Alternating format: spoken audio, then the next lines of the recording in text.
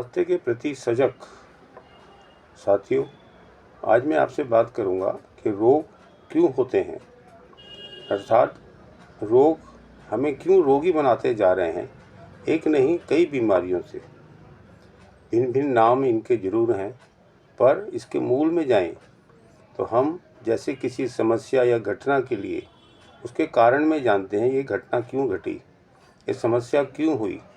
उसके निवारण के लिए अर्थात उसके समाधान के लिए हम अधिक प्रयास करते हैं, चाहे व्यक्तिगत हो, पारिवारिक हो या समाज का हो। ऐसे ही रोग या बीमारियां क्यों हो रही हैं, इसके मूल में भी जाना आवश्यक है। जैसा कि आप जानते हैं, हमारे शरीर में जो प्राकृतिक रूप में विजातीय अर्थात टॉक्सिन्स शरीर में पैदा करने वाले जो कारण हैं, उसकी अनदेखी होगी, या यूं कहें विजातीय द्रव्य या इनकी टॉक्सिसिटी हमारे शरीर में जहर बढ़ता जा रहा है।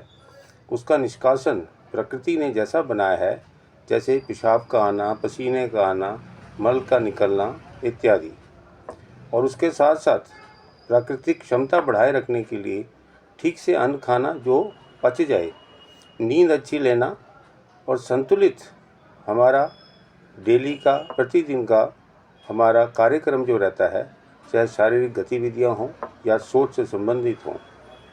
पर यदि हम ये जानें कि टॉक्सिसिटी शरीर में बढ़ रही है, उसका निष्कासन कम हो रहा है, तो ऐसा होने से हमारे शरीर के अंदर ही जहर जो है वो रहने लगता है, जिससे प्राकृतिक रूप में काम करने की अवस्था उन शरीर के अंगों की वो नहीं रहती है, जो कि वो ठीक से अपना काम कर सकें। जब वो ठीक से काम नहीं करते हैं तो उनके ऐसा होने से शरीर के अंदर जहर जो है ज़्यादा होता है, और यदि हम उसको टेम्परेरी तौर से उसको ठीक भी कर लें, फिर भी कहीं ना कहीं वो रोग रह जाते हैं, या यूं कहिए रोग का असर रह जाता है, या ये कहना गलत ना होगा, शरीर के अंदर उस जहर का टॉक्सिसिटी का या विजातीय द्रव्यों का प्रभाव अवश्य रहता है। वैसे तो आप देखें कि बीमारी जो है ये प्राकृतिक रूप में शरीर अपने आप को, जब कभी बुखार होता है, दस्त होते हैं, उल्टी होती है, जुकाम होता है, नज़ला होता है, ये भी ऐसी एक अल्प जिसे कहेंगे छोटी छोटी ऐसे लक्षण हैं जो बीमारी के रूप में जाने जाते हैं। ये भी शरीर में से इन टॉक्सिक या जहर को निकालने में सक्षम होते हैं। पर यदि हम दवाइयाँ ज़्यादा खा लेते हैं तो उनके प्रभाव से भी टॉक्सिसिटी शरीर में कम ना होके वो दबी जरूर रहती है, लेकिन बढ़ जाती है। इसीलिए जो लंबी बीमारियां हैं या पुरानी बीमारियां हैं, जिसको क्रॉनिक डिजीज़ के नाम से भी जाना जाता है, वे अक्सर आम तौर से देखने को मिल गई हैं। इसके लिए एक कोई उम्र नहीं है, बच्चे भी आप देखेंगे या बूढ़े भी देखेंगे, उनमें भी ये बीमारियां आम होने लगी हैं। पर यदि हम सारांश में ये बात करें कि आखिर कारण क्या है, कारण के लिए हम बहुत सारी चीज़ें गिनाते हैं, जैसे संतुलित भोजन का ना करना, हमारे शरीर के अंदर पोल्यूशन का प्रभाव है, उसके अंदर हम बोलते हैं कि जी हम भाग दौड़ का जीवन है, स्ट्रेस रहता है, चाहे वो किसी भी अवस्था में हो, उससे भी हम अपने आप को ठीक नहीं रख पाते हैं। हमारे लिए एक्सरसाइज या व्यायाम या योग करने का समय ही नहीं है, ये भी एक बहाना मिल जाता है।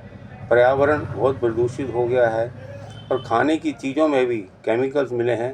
कहने का मेरा अभिप्राय है, हम कई प्रकार के कारणों को गिनवा देते हैं, पर हम ये नहीं जानते कि हम यदि प्रभावित हो रहे हैं, इसका प्रयास भी हमें ही करना पड़ेगा, इसकी शुरुआत भी हमें जल्दी ही करनी पड़ेगी। जिस प्रकार आप देते हैं कि डॉक्टर के पास जाने से आप दवा अवश्य लेते हैं, पर डॉक्टर जो आपको परहेज बताते हैं, यानी कि डूज और डोंट्स, उस पर भी हमें ध्यान रखने की आवश्यकता है। इसको भी हमें ठीक प्रकार से मानना पड़ेगा, जिस प्रकार से हम किसी नियम को मानते हैं, या धार्मिक रूप में किसी जहाँ हमारा विश्वास है उसको हम बड़े लगन से, बड़ी निष्ठा से उसको मानते हैं। तो मैं ये कहूँगा कि ये रोगों की उत्पत्ति में कहीं ना कहीं हम खुद ही जिम्मेवार हैं, ऐसा भी हमें ध्यान देना चाहिए। एक बात और मैंने शायद पहले भी कही है कि जिस प्रकार से हम अपनी जो पुरानी चीज़ें हैं उनको भी हम भूलते जा रहे हैं, नई नई चीज़ों को हम ग्रहण करते हैं, वो भी शायद हमारे रोगों में टॉक्सिसिटी या विजातीय द्रव्यों की मात्रा या कंसंट्रेशन को बढ़ाने में सहायक होती हैं। जैसा मैंने कहा, पुराने लोग जो थे वो बैठ के मल का विसर्जन करते थे, ये भी एक देखने की बात है। समय पे सोना, ये भी ध्यान रखते थे। बड़ों बूढ़ों की बात उनको अवश्य मानी जाती थी, वो भी एक प्रकार से अनुभव की हुई साइंस थी, विज्ञान था। ना कि हर बात में हम ये पूछते थे ये क्यों हुआ, कैसे होगा, कितना जल्दी होगा, इत्यादि कई सारे प्रश्न हैं जो कि अक्सर आजकल पूछे जाते हैं।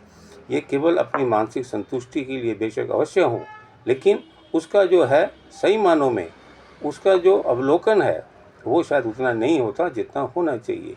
तो मैं ये कहूँगा, हमारा खाना पीना जिस प्रकार से अब कैसा है उसको हम सब जानते हैं, क्योंकि हम उससे प्रभावित भी हैं और रोगों के बढ़ाने में हम खुद ही जिम्मेवार हैं। जिस दिन हम ये समझ लेंगे कि हम ही अपने रोगों को बढ़ाने में सहायक हैं या जिम्मेवार हैं, तो शायद हमें जागरूकता जल्दी आ जाएगी, यानी कि यूँ कहें हमें यू टर्न आ जाएगा।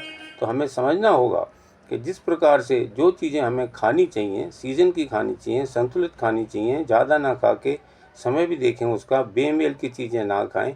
इन सब चीज़ों से हमारे शरीर के अंदर ये विजातीय द्रव्य या टॉक्सिन्स जो हैं वो धीरे धीरे जमने लग जाते हैं। और प्रॉपर तरीके से जितनी आवश्यक है एक्सरसाइज, हमारे शरीर की ताकत हमारे समय के हिसाब से जो हमें प्रतिदिन करनी चाहिए वो शायद भी कम हो पाती हैं, जिससे भी हमारे शरीर के अंदर इन सब चीज़ों का होना या बचा होना या निष्कासन ना होना, ये सब स्वाभाविक सा हो गया है। तो मैं ये आपसे कहूँगा, आप अपने खान पान पे, अपनी दिनचर्या पे, सोच पे, इन सब चीज़ों का ध्यान रखें, ताकि आप इन कारणों से जितना दूर रहेंगे उससे आपको बीमारियां कम से कम होंगी। वैसे भी डॉक्टर लोग भी ये कहते हैं, किसी बीमारी के यदि हमने कारण का निवारण कर दिया, अर्थात ट्रीट दी कॉज, तो बीमारी जो है वो अपने आप ही ठीक होने लगती है। तो इन सब चीज़ों से मैं आपसे अंत में यही कहूँगा कि अपने भी जो रोग हैं, शारीरिक या मानसिक, उनका आकलन आप खुद करें। का दवा एक डॉक्टर का जो काम है वो तो अपना कर ही रहे हैं, चाहे वो डाइटिशियन के बहाने, चाहे वो फिजियोथेरेपी के बहाने, चाहे वो योग के बहाने, लेकिन आपको ठीक होना है। इसलिए आप अपने रोगों की कारण के अंदर जो जो कारण हैं, हेतु हैं, इटियोलॉजी हैं, उसके फैक्टर्स हैं, पॉजिटिव फैक्टर जिसको बोलते हैं, उनको हम कैसे कम कर सकते हैं, कितना जल्दी कम कर सकते हैं, इस बातों का ध्यान हमें स्वयं ही रखना पड़ेगा। Thank you very much.